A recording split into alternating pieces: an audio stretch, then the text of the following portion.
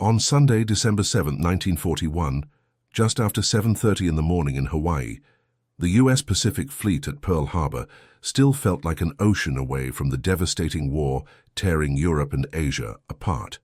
The water inside the harbor lay calm and deceptively shallow, only about 45 feet deep in most places, a geographical and technical detail that had convinced most American planners and naval strategists that torpedo bombers could never operate effectively in such confined waters without modifications that seemed impractical and technically unfeasible to implement.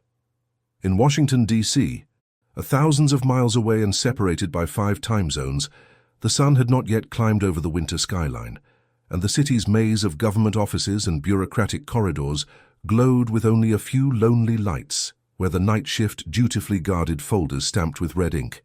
Top secret. Top. On the corner of one cluttered desk in a cramped Navy building located near the Washington Monument, a thick report sat skewed under a coffee ring left from the previous evening and a dull brass paperweight shaped like an anchor.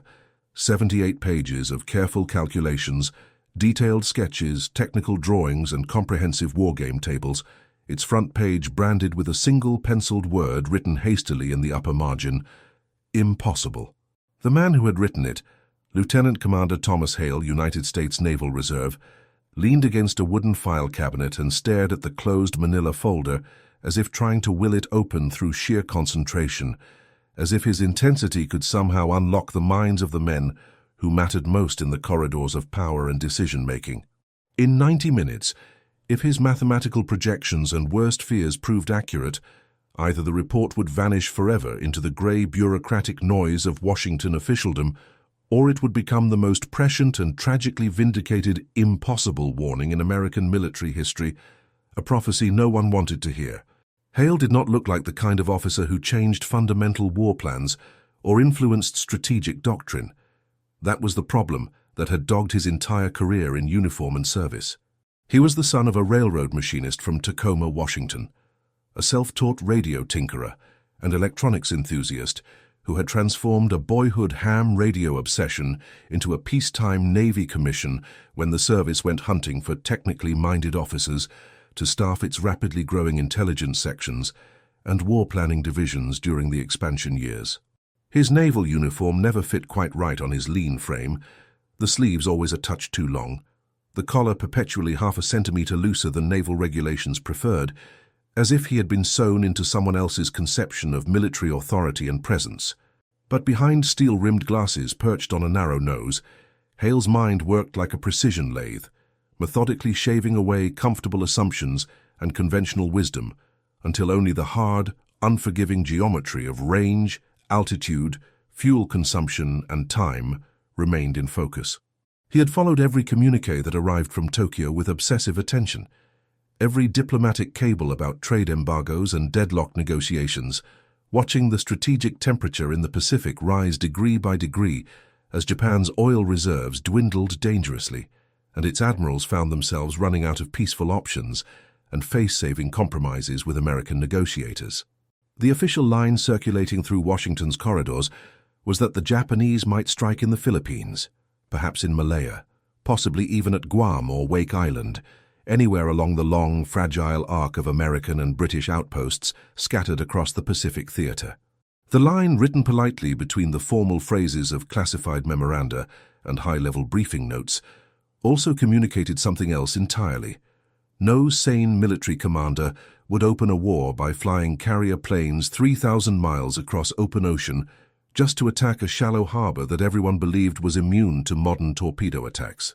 The first time Hale heard that confident argument in a stuffy war plans conference held 3 months earlier in a secure room in the Navy Department building on Constitution Avenue, he almost believed it himself, swayed by the authority and experience of his senior officers gathered around the polished table. The speaker was a full captain with a chest full of service ribbons and the easy confidence of a man who had never been surprised in battle, who had risen through the ranks during peacetime without ever facing the consequences of being wrong about an enemy's capabilities or intentions. The captain tapped a wooden pointer with deliberate precision against a detailed chart of Pearl Harbor, showing its narrow entrance channel and the fixed positions of every moored vessel and installation visible on the harbor's surface. Torpedoes, he insisted, with the certainty of established doctrine and technical precedent, needed deeper water to keep them from plunging helplessly into the mud bottom. Pearl's shallow depth made such attacks physically unworkable according to all accepted naval engineering principles and experience, and besides, any carrier force attempting such a move would have to come within range of American patrol planes long before reaching Hawaii. Around the polished oak table, senior officers' heads nodded in synchronous agreement. Typewriters clacked steadily as stenographers froze this consensus into the permanent official record that would shape decisions for months. Hale, seated near the end of the conference table, scribbled a skeptical note in the margin of his handout.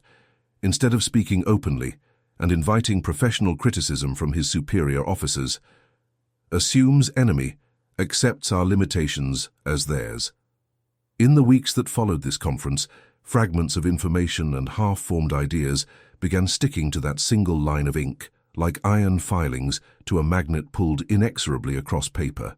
He read after-action reports from the British attack on the Italian naval base at Taranto in November of the previous year, and saw with crystalline clarity how shallow-water torpedoes could be modified with wooden fins and clever impact fuses to run true, where conventional doctrine said they would fail and sink. He whispered to himself in his office late at night. What was possible once could be copied again, improved upon, refined by a technically sophisticated enemy with access to modern engineering and Japanese naval innovation.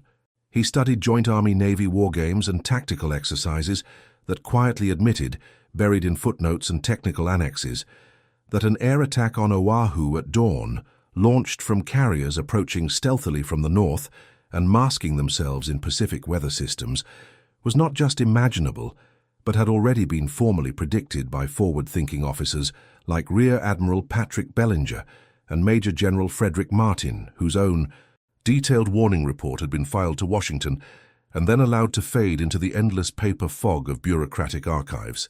By late November, as newspapers across America screamed sensational headlines about stalled negotiations and intelligence summaries spoke in cautious euphemisms of increasing tension in the Pacific, Hale stopped sleeping properly through the night and took to working at his desk until dawn broke over the Potomac, with crimson fingers illuminating the city. Each new intelligence intercept, each new cable about Japanese merchant ships, mysteriously changing their established routes or naval units disappearing from known positions and surveillance reports, felt like another line of code in a mathematical problem that no one wanted to solve or even acknowledge existed. The more the larger picture blurred and fragmented before him, the more his disciplined engineer's mind tried to force it into sharp focus, not with rhetoric or philosophical argument, but with concrete parameters and measurable data. The cruising speed of a first-line Japanese carrier task force, the operational radius of action for carrier-based bombers carrying heavy torpedoes, the climb rate and response time of defending fighters on alert, or more dangerously, parked wingtip to wingtip on neat parallel lines of concrete, designed to guard against possible sabotage rather than surprise attack from the sky. He pulled technical manuals and performance specifications on Japanese aircraft from the restricted shelves of the Office of Naval Intelligence, cross-referencing detailed performance charts with exact distances measured on a battered Pacific wall map until colored pushpins and lengths of colored string traced a ghost arm reaching down from the cold North Pacific toward the unsuspecting island of Oahu. In his personal notebook, times began to appear written next to those traced lines in careful handwriting. If a Japanese strike force, sorted from the Kuriles or some other northern staging point, maintained absolute radio silence and struck at dawn hours, how long would the first wave of bombers take to cross the last 100 miles of open ocean? How many minutes would elapse between the first unidentifiable blip appearing on a raw, undertrained radar screen and the first bomb falling on Battleship Row in the harbor? If the men reading that radar had not been adequately trained to imagine that kind of existential threat. The answers, once he forced himself to write them down with trembling hands and racing heart, converged on a number so chilling that he underlined it twice, then a third time with increasing pressure. 90 minutes from the first unmistakable confirmation of his scenario reaching Washington to irretrievable disaster at Pearl Harbor. The report took shape the way a machine does, when a dozen separate precision parts finally click into perfect alignment and harmony, each element contributing to a seamless and devastating whole. Hale structured it like both an engineer and a natural storyteller at once, because he understood intuitively that to shake men free from their comfortable certainties and fixed beliefs, he had to show them step by methodical step exactly how those certainties could kill thousands of their countrymen and compromise American strength in the Pacific theater. The opening section laid out the political and strategic context in deliberately dry language that he knew would pass any staff officer's cursory first glance without triggering defensive reactions. Japan under crushing trade embargo, negotiations between Washington and Tokyo dragging on without resolution, Imperial Navy doctrine strongly favoring bold, decisive blows rather than a slow, grinding war of attrition. Then the tone shifted, almost imperceptibly to the casual reader, as he walked the reader through a detailed hypothetical military operation that the enemy, in his calculation, would be foolish not to seriously consider implementing despite its apparent risks. He described a carrier task force using strict radio silence and northern approaches beyond normal shipping lanes, screened from detection by weather patterns and distance from usual American reconnaissance flight patterns. For each operational phase, he provided detailed tables of precise times, fuel consumption calculations, ordnance load weights, and predicted attack altitudes and compass headings for torpedo bombers forced to compensate for Pearl's shallow water with modified equipment. In a key technical annex marked secret, he directly challenged the core belief that Pearl's shallow depth made it invulnerable, citing foreign precedents from Taranto and sketching crude diagrams of torpedoes fitted with wooden fins designed to prevent them from diving too deep. The more he wrote and refined each section, the less theoretical it all felt. The timeline tightening on his pages was not a thought experiment, but a technical blueprint for catastrophe. When Hale finally typed the conclusion late one evening, sometime after midnight at the end of November, the office outside his small drafting room was dark, except for the ghostly blue of streetlights leaking through Venetian blinds onto the linoleum floor. He rolled the last typed page out of the mechanical typewriter with deliberate care, stacked the entire draft carefully in sequence, and sat for a long moment with his trembling fingers resting on the assembled papers, as if steadying the deck of a ship before an approaching storm breaks upon the horizon. The last paragraph did not tell Washington what would definitely happen. It told them what could happen, and what would be permanently lost if they dismissed it. In measured language designed not to provoke defensive reactions from military leadership, he laid out 3 simple recommendations. Disperse the aircraft at Oahu instead of lining them up in neat rows, keep anti-aircraft ammunition accessible rather than locked away in storage depots, and raise the alert status for forces around Pearl Harbor for the next 30 days. None of the steps required a declaration of war or massive mobilization. They required only imagination and a willingness to admit that the enemy might be as clever as Americans believed themselves to be. He signed his name, added his rank and section, and walked the report down the silent corridor to the duty officer on night watch, who initialed the cover sheet with the bored efficiency of a man who had seen 100 theoretical alarms pass without one turning reel. The report entered the machinery of Washington and began its slow bureaucratic journey through channels of command, each layer of review adding another delay, another margin note, another opportunity for disbelief to harden into certainty that the impossible would remain impossible forever. At precisely 7:48 a.m., Hawaiian time, the first wave of Japanese aircraft reached the northern coast of Oahu, having crossed 3,000 miles of open ocean without a single detection by American patrol planes or radar stations that had been trained to look for threats approaching from the south and west, not the empty north.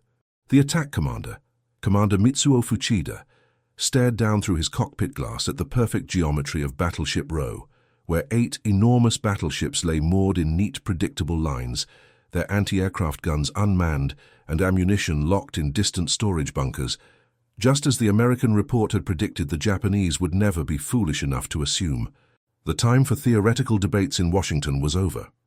The 90-minute clock that Lieutenant Commander Hale had calculated in his impossible report had begun ticking not in a quiet office, but in the roar of radial engines and the scream of diving bombers.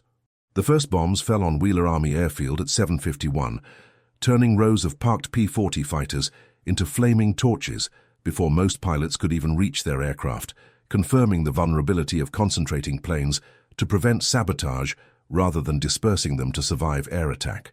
At 7:55, the first torpedo bombers swept low over Pearl Harbor, their wooden fin torpedoes hitting the water at exactly the shallow angle Hale had sketched in his annex, proving that what Washington called impossible was merely unconventional.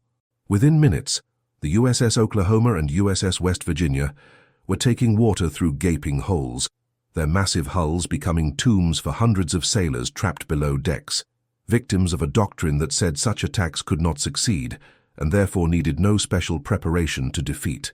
In Washington, the War Plans Office, where Hale's report had languished, was just beginning its Sunday morning routine, the duty officer sipping coffee and scanning routine overnight cables from Pacific commanders reporting nothing unusual, exactly as the Japanese had planned when they chose Sunday for the attack. The secure teletype machines clacked out their mechanical rhythms, but none carried the words that would have validated Hale's warnings. Air raid Pearl Harbor. This is no drill. That message would not reach Washington for another critical hour, long after the first wave had accomplished its primary objectives, and the second wave was already forming up for its own attack run against targets that had survived the initial onslaught. The men who had dismissed Hale's calculations as effectively impossible were not evil or incompetent. They were products of a system that measured credibility by rank and precedent rather than technical possibility, a system that had trained itself to believe its own assumptions were facts, and that the enemy would respect those facts. The captain who had tapped his pointer against the Pearl Harbor chart and insisted torpedoes could not work in shallow water was now reading dispatches about torpedoes working perfectly in 45 feet of water, but his mind would not immediately accept what his eyes were seeing in the fragmented reports beginning to stream in from Hawaii through broken radio transmissions and confused telephone calls. The institutional inertia that had buried Hale's report under coffee rings and brass paperweights was now burying American sailors under tons of seawater and burning aviation fuel, each tragedy a confirmation of warnings that had been rejected not because they were wrong, but because they were inconvenient to established doctrine and peacetime routines. Hale himself was not at his desk when the first bombs fell. He was walking through a quiet Washington neighborhood, trying to clear his mind of numbers and timelines that had become an obsession consuming his waking hours and sleeping dreams. The morning air was cold and still, the kind of winter Sunday that invited reflection rather than action, and for the first time in weeks, he had forced himself to leave his office and breathe air that did not smell of mimeograph ink and stale coffee. He had no way of knowing that at that exact moment, across 5 time zones and an ocean, his theoretical calculations were becoming precise reality. The 7:30 a.m. timeline he had written in his report, the torpedo modifications he had sketched from Taranto's example, the dispersal recommendations he had made that had been ignored by commanders who trusted doctrine over analysis. As he walked, his mind drifted back to the margin note he had scribbled during that War Plans conference, the only protest he had allowed himself against the overwhelming consensus. Assumes enemy accepts our limitations as theirs. That single line, written in frustration and quiet defiance, now described the entire American defensive posture at Pearl Harbor, limited by assumptions, constrained by doctrines that assumed the enemy would think and act as American planners would, unable to imagine that the Japanese might see opportunities where Washington saw only obstacles and technical impossibilities. The wooden fin torpedoes that Hale had drawn in his secret annex were not theoretical anymore. They were exploding against the hulls of American battleships with devastating effect, proving that engineering could solve problems that imagination could not conceive and that doctrine could not admit. Back in Pearl Harbor, the second wave arrived at 8:50 a.m., unled by level bombers carrying armor-piercing shells converted to aerial bombs, weapons designed to penetrate battleship decks and explode deep inside the vessels where they could cause maximum internal damage. The USS Arizona, hit at 8:10 by a converted 16-inch shell that detonated her forward magazine, had already become a burning funeral pyre for more than 1,000 sailors. Now other ships took their turns under the hammer of Japanese ordnance. The destroyer USS Shaw, moored in the floating dry dock, took a bomb that detonated her forward magazine, lifting her bow completely out of the water in a blast that could be seen for miles across the harbor and surrounding hills. Through it all, American anti-aircraft fire remained sporadic and ineffective, not because the gunners were untrained or cowardly, but because their ammunition was locked away in distant storage, a peacetime security measure that prioritized theft prevention over combat readiness. Hale had specifically warned against this exact vulnerability in his report's final recommendations, but his words had been dismissed as alarmist, a solution in search of a problem that official doctrine said did not exist and could not exist. Now as sailors ran through burning passageways, carrying boxes of ammunition opened with fire axes and crowbars, the problem existed in full and terrible measure, and the solution was chaos and delay measured in dead and dying crewmen who had not been given the tools to fight back effectively. The 90-minute window that Hale had calculated as the critical period between warning and disaster was closing fast, and every minute that passed without Washington receiving clear word of the attack was another minute that his warning report remained theoretical rather than tragically prophetic, another minute for men to die because the system could not adapt quickly enough to reality. The Japanese attack plan had been crafted with the same meticulous attention to technical detail and tactical timing that Hale had applied to his warning report. But where Hale's work had been ignored by a bureaucracy comfortable in its assumptions, the Japanese plan had been rehearsed and refined through months of secret training in remote bays and against mock targets. The attackers knew the exact depth of Pearl Harbor and had modified their torpedoes accordingly, with wooden stabilizers and special fuses. They knew the location of every ship on Battleship Row and had assigned specific targets to each pilot in carefully briefed attack groups. They knew that American patrols looked south and west, not north, and they approached from the empty quarter of the Pacific where no shipping lanes ran and no reconnaissance flights were scheduled due to the assumption that no threat would come from that direction. The Japanese had done what Hale had done.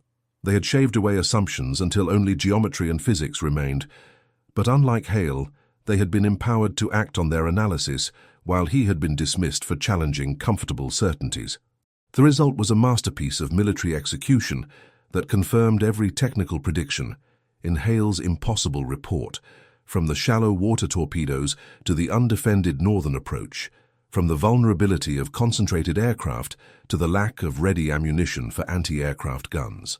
The difference was not in the quality of analysis or the accuracy of prediction, but in the willingness of leadership to listen to uncomfortable truths, a difference measured in lives lost and ships sunk while Washington still slept peacefully, unaware that its fundamental assumptions about warfare and enemy capability were burning in Hawaiian waters and would soon force America into a global conflict it had hoped to avoid. As the second wave completed its attack run and turned back toward the carriers waiting 200 miles north of Oahu, the Americans at Pearl Harbor began counting their dead and attempting to understand what had happened to them in the span of a single morning that had started like any other peacetime Sunday. The hospitals overflowed with burned and wounded men. The harbor water was slick with oil and blood, and the battleships that had been the pride of the Pacific Fleet were either sunk, sinking, or damaged beyond quick repair by torpedoes and bombs that should not have been able to inflict such damage according to established doctrine. The scope of the disaster was so vast that it defied immediate comprehension, and the first reports to Washington reflected that confusion, mixing exaggeration with understatement in a cocktail of panic and disbelief that muddied the strategic picture.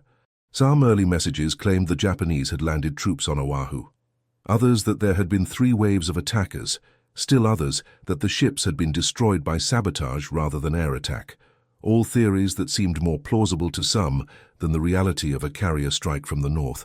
In the noise and confusion of those first reports, the clarity of what had actually happened and what had been predicted in careful analysis was lost, buried under the emotional weight of the moment and the psychological resistance to admitting that basic assumptions had been completely wrong. The men who had dismissed Hale's report as effectively impossible were not yet connecting the dots between his predictions and the reality being described in fragmented cables. They were still trying to grasp the scale of the disaster, still assuming there must be some mistake, some misinterpretation, some reason why the impossible had become real that did not require them to question their own judgment and the system's fundamental flaws. But the bombs had fallen, and they had fallen exactly as Hale had warned they could, at the times he had calculated, from the direction he had predicted, using the methods he had described in careful technical detail. The 90-minute window between warning and disaster, which had seemed an abstract academic exercise in his Washington office, now looked prophetic in its precision and horrifying in its implications for future operations.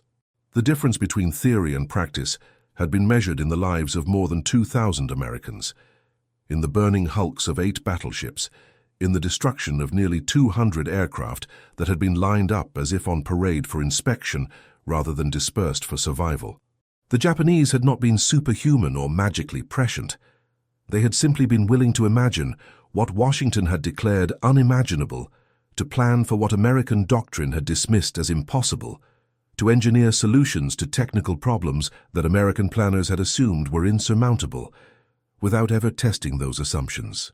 The wooden fins on the torpedoes, the northern approach, the dawn timing, the radio silence, the shallow water modifications, all had been elements in Hale's report, all had been dismissed as unlikely or impossible, and all had been executed with devastating precision by an enemy who had not read Hale's report, but had reached the same conclusions through their own rigorous analysis and willingness to challenge conventional wisdom. The tragedy was not that the warning had been wrong. It was that the warning had been right but ignored, not because of malice or conspiracy, but because of a system that could not imagine its own vulnerability and could not accept analysis that contradicted its comfortable assumptions about technological limits and enemy capabilities. In Washington, as the first definitive reports began to clarify the picture and filter out the initial panic and misinformation, the men who had seen Hale's report started to remember its details with growing unease and professional discomfort. The captain who had written impossible in the margin now sat in a secure communications room, reading about torpedoes that had worked perfectly in 45 feet of water, about planes that had approached undetected from the north, about ships that had been sunk because their anti-aircraft guns were unmanned and ammunition locked away in peacetime storage bunkers. Another officer, who had glanced at the report and filed it without reading past the executive summary, now asked a subordinate to retrieve it from the classified files with urgent voice, his tone carrying an edge that suggested he already knew what it would say and feared the professional consequences of having ignored it. The duty officer who had initialed the cover sheet with board efficiency now stared at that same signature and wondered if he had missed something crucial, if there had been a clue in Hale's careful language that should have triggered immediate action rather than routine processing through normal channels. The report itself, which had sat under a coffee ring and a brass anchor paperweight, was now being pulled from files and studied with the intensity it should have received weeks earlier, its tables of times and altitudes and fuel loads taking on new and terrible meaning, as men who had dismissed them as theoretical now saw them as accurate descriptions of what had just occurred with brutal efficiency. The margin note, impossible, now looked less like a judgment on the scenario and more like a judgment on the men who had failed to imagine that the enemy might not accept American limitations as their own, who had allowed certainty to blind them to possibility. Hale, still walking through Washington's quiet streets in the cold morning air, remained oblivious to the disaster unfolding across the ocean at that precise moment. But he felt a strange weight in his chest, a premonition he could not explain or shake, but could not ignore. He had spent months living inside his calculations, seeing the geometry of attack and defense so clearly that the real world had seemed less real than the numbers in his notebook and the charts on his wall. Now as he turned back toward his office building, he felt the first stirrings of a terrible certainty that what he had imagined had become real, that the 90-minute window he had calculated had closed while Washington slept in complacency, that the impossible had happened because no one with power had believed it possible, and therefore no one had prepared. He quickened his pace, not knowing what he would find when he reached his desk, but knowing that whatever it was, it would change everything about American involvement in the war and his own place within the military bureaucracy. The war he had been planning for in theory was now a war in brutal fact, and his warning report, which had been dismissed as the work of an over-imaginative junior officer who didn't understand the realities of power, was about to become the most accurate and tragically ignored prediction in American military history. A document that would haunt the men who had dismissed it. The system that had rejected his analysis had been proven wrong not by argument or persuasion, but by bombs and torpedoes and burning ships. And as he walked through the cold Washington morning, Hale understood that the cost of that rejection would be measured in lives lost and in the strange, heavy knowledge that he had been right when being right mattered most. But being right had not been enough to prevent the catastrophe he had seen coming, with such mathematical clarity and human despair. For a moment, the corridor noise around him dimmed, replaced by the remembered scratch of his own pencil across paper, the neat columns of times and ranges he had built like scaffolding around a nightmare no one had wanted to see. When he stepped into the crowded briefing room, the air already tasted of sweat and cigarette smoke and something else, something metallic and sharp, fear trying to disguise itself as anger. On the wall, a clerk had pinned the first situation summary, written in a hurried, uneven hand. Battleships sunk or burning, airfields smashed, casualties heavy, exact figures unknown. Every line on that sheet mapped to a line in his report. He watched senior officers crowd closer, their faces pale, eyes tracking the phrases "torpedoes in harbor" and "attack from north." The captain, who had once wrapped a pointer on a chart of Pearl Harbor, whispered the shallow depth figure under his breath, as if saying it again could somehow make the torpedoes rise back to the surface. By nightfall in Washington, the first clearer numbers began to harden into something like fact. 8 battleships had been hit, 4 lay sunk or capsized in the mud of the harbor, 4 more burned or flooded but still afloat. Nearly 200 American aircraft had been destroyed on the ground, most of them lined up neatly, where a single bomb or strafing run could catch half a squadron at once. More than 2,000 Americans were dead, with another 1,000 wounded or missing, numbers that would be refined over the coming days, but never softened into anything less than catastrophic. On the Japanese side, the losses were measured in scores rather than thousands. A few dozen aircraft, a handful of midget submarines, barely over 100 men killed in the attack. The arithmetic of Hale's nightmare stared back from the raw casualty lists. For every Japanese airman lost, dozens of American sailors, soldiers, and civilians had died, many of them before they could even shoulder a rifle or reach a gun mount. The numbers that had once lived in his tables as abstractions, sortie strength, expected losses, minimum surprise window, had now turned into ledger entries written in oil, steel, and blood. It did not take long for someone to find his report. A young lieutenant from War Plans arrived at Hale's office late that night, eyes rimmed red from too many hours awake, carrying the manila folder like evidence. Inside the hastily convened inquiry room, the report's cover page looked almost accusatory on the polished table, the penciled word "impossible," now a kind of epitaph. The senior admiral, presiding over the first internal review, ran a finger down Hale's scenario timeline, comparing it to the latest consolidated dispatches from Hawaii. First wave time, within minutes. Approach axis, from the north. Torpedoes, shallow water modified. Aircraft disposition, concentrated, destroyed on the ground. Recommended countermeasures, dispersal, ammunition ready, elevated alert. Each match was another quiet blow. When Hale finished walking them through his logic, there was no triumphant tone in his voice, no satisfaction. His words were flat, exhausted. "Sir," he said, "the enemy did exactly what we would have done if we'd had their courage and their desperation." The physics never cared who believed in them. The official commissions that followed over the next months would bury the details in binders and sworn testimony, but inside the tight world of planners and intelligence officers, Hale's impossible report circulated like a cautionary ghost. Tables from his annex were copied into new training manuals. Diagrams he had drawn in pencil were redone in ink and issued as confidential teaching aids for officers bound for the Pacific. Where his recommendations had once been brushed aside as impractical, they now became minimum standards. Aircraft dispersal drills were ordered on every major base. Anti-aircraft ammunition was moved from locked bunkers to ready racks.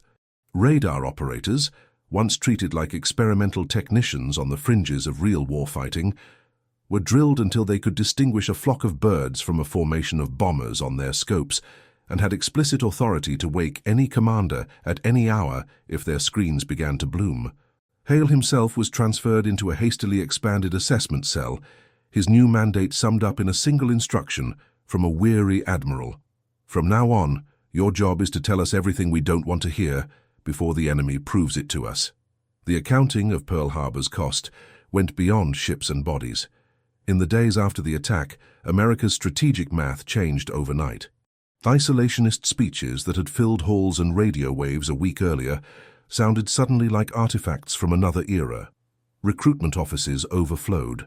Factories that had been edging cautiously toward war production shifted into sustained acceleration, their schedules no longer constrained by political hesitation.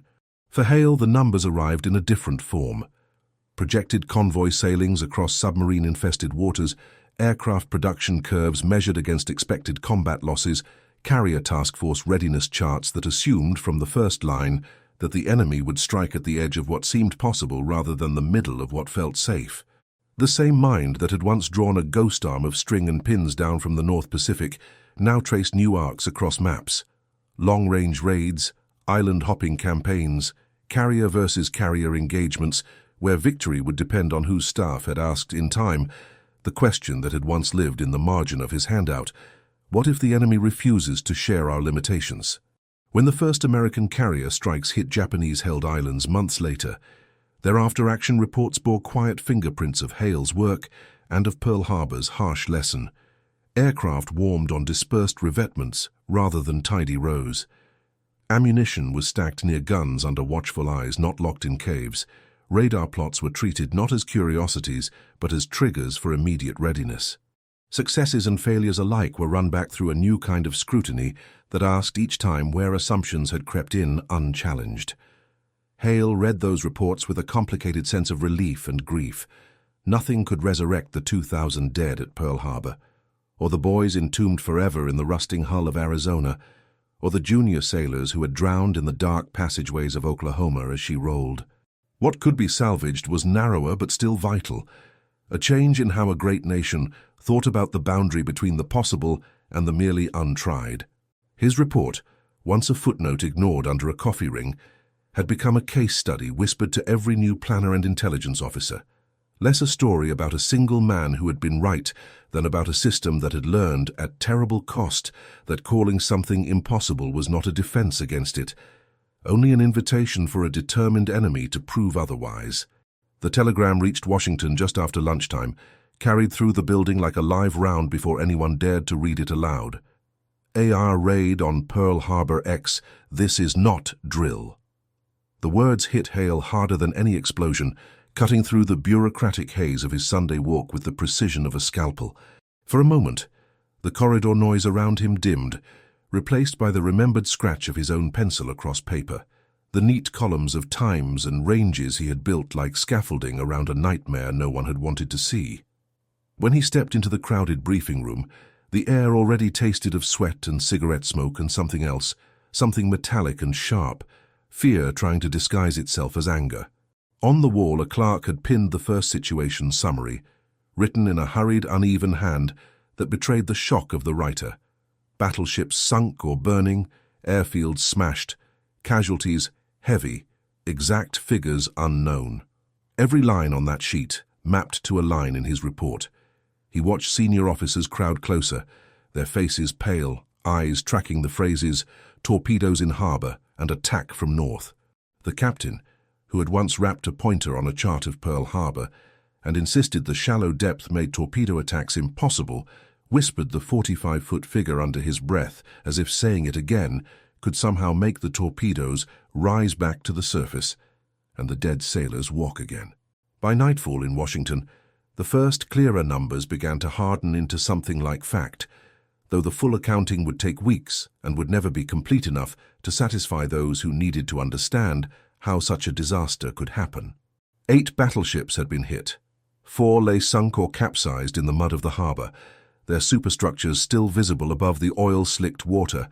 4 more burned or flooded but still afloat, damaged beyond immediate use. Nearly 200 American aircraft had been destroyed on the ground, most of them lined up neatly, where a single bomb or strafing run could catch half a squadron at once, exactly the vulnerability Hale had warned against in his recommendations for dispersal. More than 2,000 Americans were dead, with another 1,000 wounded or missing, numbers that would be refined over the coming days, but never softened into anything less than catastrophic for a nation that had believed itself protected by distance and doctrine. On the Japanese side, the losses were measured in scores rather than thousands. A few dozen aircraft, a handful of midget submarines that had achieved nothing, barely over 100 men killed in the attack itself. The arithmetic of Hale's nightmare stared back from the raw casualty lists. For every Japanese airman lost, dozens of American sailors, soldiers, and civilians had died, many of them before they could even shoulder a rifle or reach a gun mount, victims of a system that had prioritized peacetime routines over wartime readiness.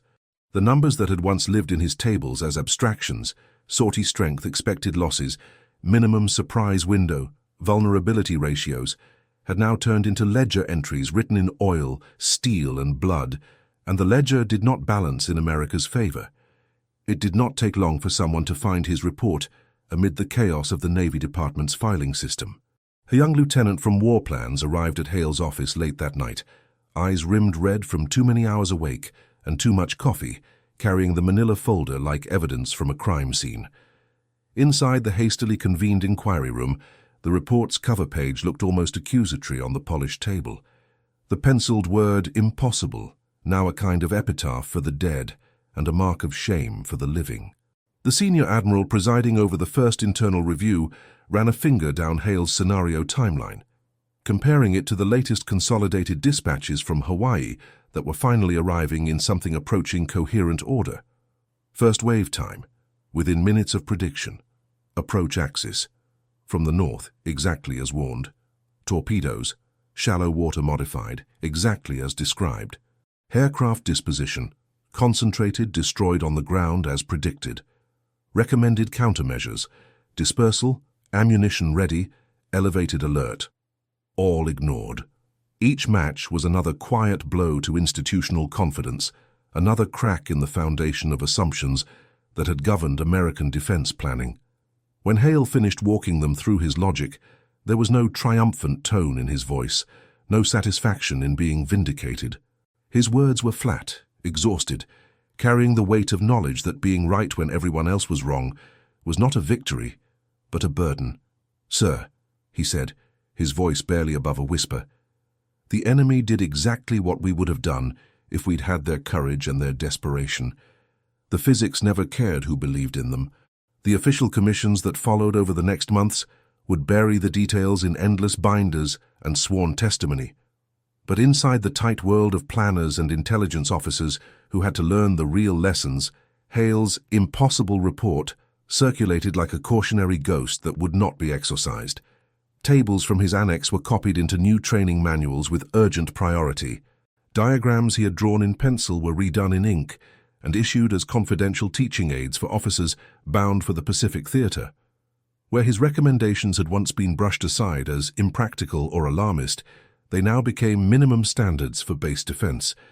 Aircraft dispersal drills were ordered on every major base within weeks of the attack. Anti-aircraft ammunition was moved from locked bunkers to ready racks within arm's reach of the guns. Radar operators, once treated like experimental technicians on the fringes of real warfighting, were drilled until they could distinguish a flock of birds from a formation of bombers on their scopes, and had explicit written authority to wake any commander at any hour if their screens began to bloom with unidentified contacts. Hale himself was transferred into a hastily expanded assessment cell, his new mandate summed up in a single instruction from a weary admiral who had learned the hard way. "From now on, your job is to tell us everything we don't want to hear before the enemy proves it to us with bombs and blood." The accounting of Pearl Harbor's cost went beyond ships and bodies, beyond the immediate military losses that could be tabulated in official reports. In the days after the attack, America's strategic math changed overnight, transformed by the hard calculus of vulnerability and survival. Isolationist speeches that had filled halls and radio waves a week earlier sounded suddenly like artifacts from another era, disconnected from the reality that America was now at war whether it wanted to be or not. Recruitment offices overflowed with young men who had heard about Pearl Harbor and wanted to fight, not wait for the war to come to them. Factories that had been edging cautiously toward war production shifted into sustained acceleration, their schedules no longer constrained by political hesitation or budgetary caution. For Hale, the numbers arrived in a different form. Projected convoy sailings across submarine-infested waters, aircraft production curves measured against expected combat losses, carrier task force readiness charts that assumed from the first line that the enemy would strike at the edge of what seemed possible, rather than the middle of what felt safe and conventional. The same mind that had once drawn a ghost arm of string and pins down from the North Pacific now traced new arcs across maps of the entire Pacific theater, long-range raids, island-hopping campaigns, carrier versus carrier engagements, where victory would depend on whose staff had asked in time the question that had once lived in the margin of his handout. What if the enemy refuses to share our limitations and our assumptions about what is possible? When the first American carrier strikes hit Japanese-held islands months later, their after-action reports bore quiet fingerprints of Hale's work and of Pearl Harbor's harsh lesson learned in blood and steel. Aircraft warmed up on dispersed revetments rather than tidy parade ground rows. Ammunition was stacked near guns under watchful eyes, not locked in distant caves or storage bunkers. Radar plots were treated not as curiosities or technical novelties, but as triggers for immediate readiness and sometimes preemptive action. Successes and failures alike were run back through a new kind of scrutiny that asked each time where assumptions had crept in unchallenged and where doctrine had blinded planners to possibility. Hale read those reports with a complicated sense of relief and grief, pride and profound sadness. Nothing could resurrect the 2,000 dead at Pearl Harbor, or the boys entombed forever in the rusting hull of Arizona, or the junior sailors who had drowned in the dark passageways of Oklahoma as she rolled over and sank in the muddy bottom of the harbor. What could be salvaged was narrower but still vital, a change in how a great nation thought about the boundary between the possible and the merely untried, between conventional wisdom and dangerous assumption. His report, once a footnote ignored under a coffee ring and a brass paperweight, had become a case study whispered to every new planner and intelligence officer who came through the training pipeline. Less a story about a single man who had been right than about a system that had learned at terrible cost, that calling something impossible was not a defense against it, only an invitation for a determined enemy to prove otherwise through bold action and technical innovation. The transformation of American military doctrine that followed Pearl Harbor was not limited to tactical procedures and base defense protocols. The strategic calculus of the entire war effort shifted to incorporate the principle that the enemy would always seek the unconventional approach, the technically feasible but strategically unexpected move.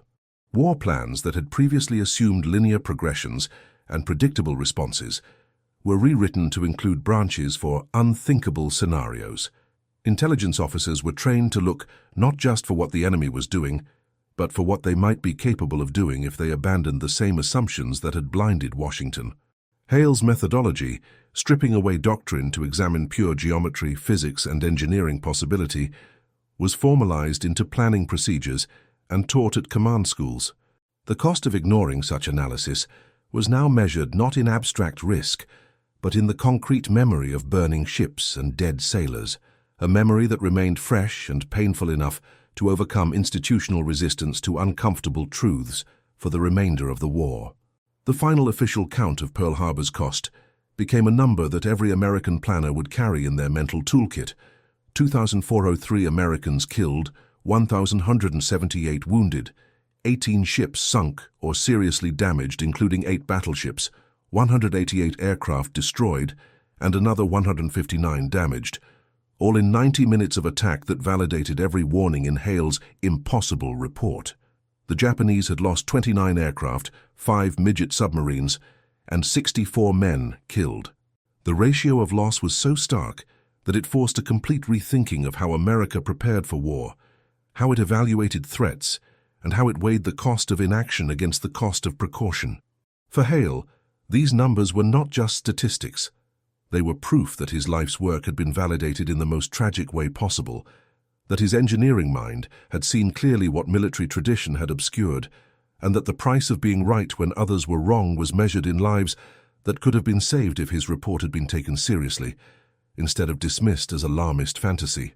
The war that followed would be fought differently because of Pearl Harbor and because of the report that had predicted it.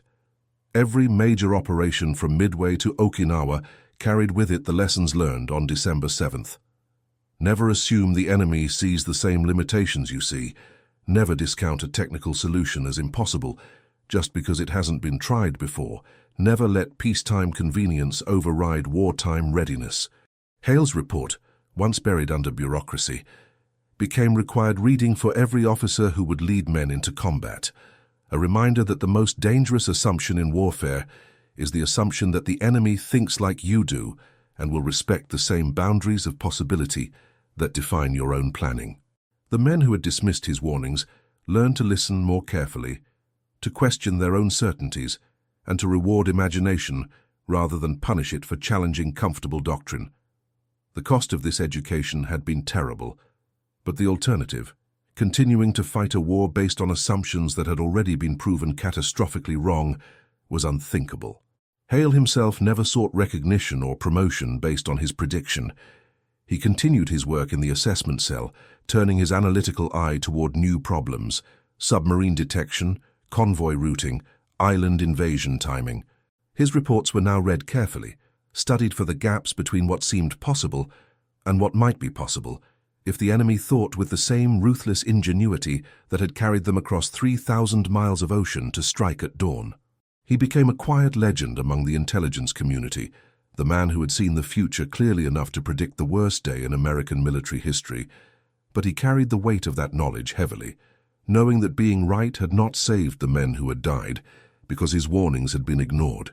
The final legacy of his report was not in the medals he received or the rank he eventually achieved, but in the changed mindset of an entire military establishment that had learned through blood and fire that the only true defense against surprise is to imagine every possibility, no matter how impossible it may seem to conventional wisdom.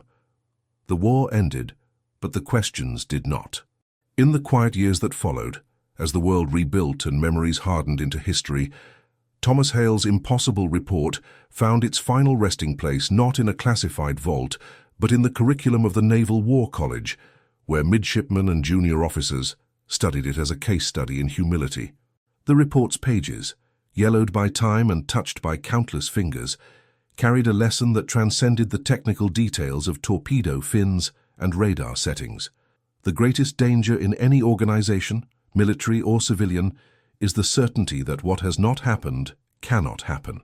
Hale, who had retired as a rear admiral after a career spent asking uncomfortable questions, would occasionally visit the college to speak, not as a hero, but as a survivor of his own foresight. "I wasn't smarter than the captains who called my report impossible," he would tell the young officers. "I was just less certain that our limits were the enemy's limits. The Pacific didn't care about our doctrine.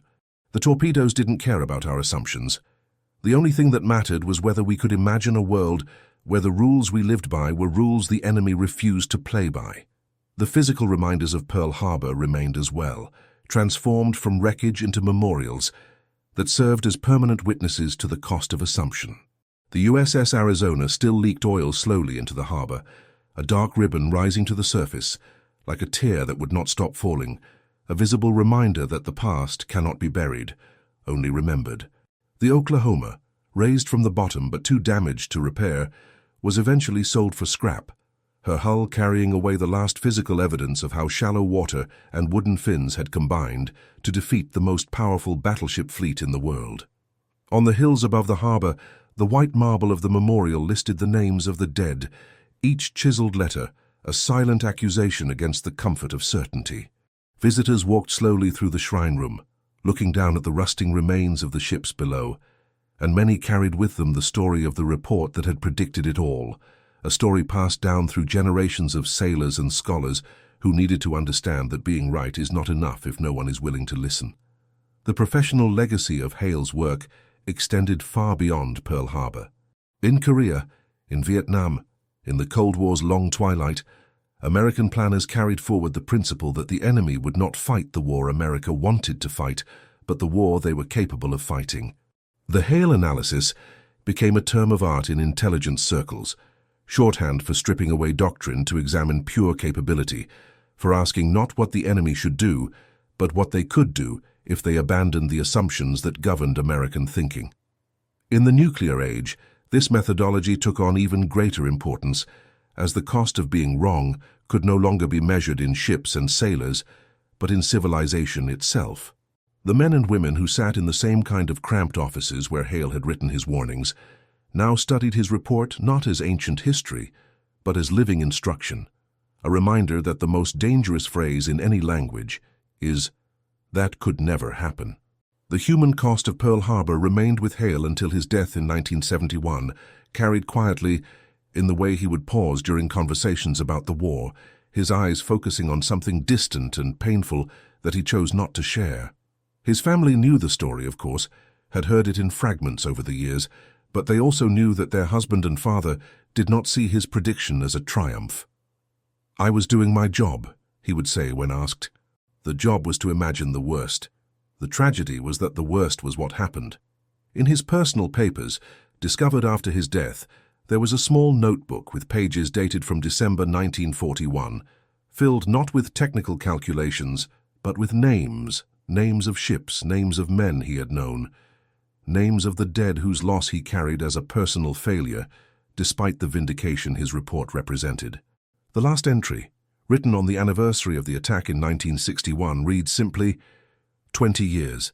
The torpedoes still run. The oil still rises. The lesson still waits for those who think they know what is possible." The transformation of American military culture that began with Pearl Harbor and Hale's report continued to evolve through the decades, shaped by new technologies and new enemies, but always returning to the same fundamental principle. Imagination is not a luxury in defense planning, but a necessity. The space between what is known and what is possible is where surprise lives, and surprise is the most dangerous weapon any enemy can wield. In the classrooms where future officers learn their trade, they are taught to ask the questions Hale asked. What if the enemy doesn't see the world the way we do? What if they solve technical problems we think are unsolvable? What if they are willing to take risks we consider unacceptable? These questions are not asked to create paranoia, but to prevent catastrophe, to ensure that the next impossible attack is met with preparation rather than disbelief, with action rather than shock. The story of Thomas Hale's report is ultimately a story about the difference between knowledge and wisdom, between having information and having the courage to act on it when it contradicts what everyone knows to be true.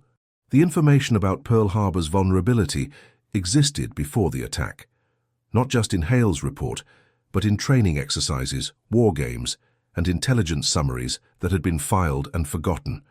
The wisdom to act on that information, to challenge the comfortable certainty that the enemy would respect American limitations, did not exist in the circles where it mattered most. The result was a disaster that could have been mitigated, if not prevented, by simple measures that cost nothing but imagination and the willingness to be wrong about being right. This is the lesson that must be passed to each generation, not as a story of blame, but as a story of responsibility. The responsibility to imagine, to question, and to protect those who ask uncomfortable questions from the bureaucratic inertia that would rather be comfortable than prepared. The final accounting of Pearl Harbor's cost cannot be measured only in ships and lives lost on December 7, 1941. The true cost includes every young man and woman who died in the years that followed because the lessons of that day were not fully learned, because somewhere in the chain of command, someone decided that a risk was too unlikely to prepare for, that a threat was too improbable to take seriously. The true cost is measured in the complacency that returns when memory fades, in the certainty that creeps back when the pain of failure is no longer fresh. This is why the story of Thomas Hale and his impossible report matters, not because it assigns blame for a tragedy long past, but because it warns against the tragedy of the future that will occur when we forget that the impossible is only impossible until it happens. The oil still leaks from the Arizona, drop by drop, year after year. A slow reminder that the past is never truly past, that the lessons we learn at such terrible cost must be relearned by each generation, or they will be lost. If this story reached you, it means you understand how thin the line is between a forgotten report on a cluttered desk and a tragedy that scars a generation. So take a second to honor men like Thomas Hale and the countless unnamed analysts, radio operators, mechanics and junior sailors whose quiet work and unheard warnings shaped the course of World War II. Like this video, if their story moved you, leave a comment with another forgotten hero we should bring to light, and subscribe so you don't miss the next mission into the hidden corners of the war. Every click, every share, every word you write helps keep these lives from slipping into the dark, and turns this channel into a living memorial to the people who saw what others refused to see and paid the price so history wouldn't repeat itself in silence.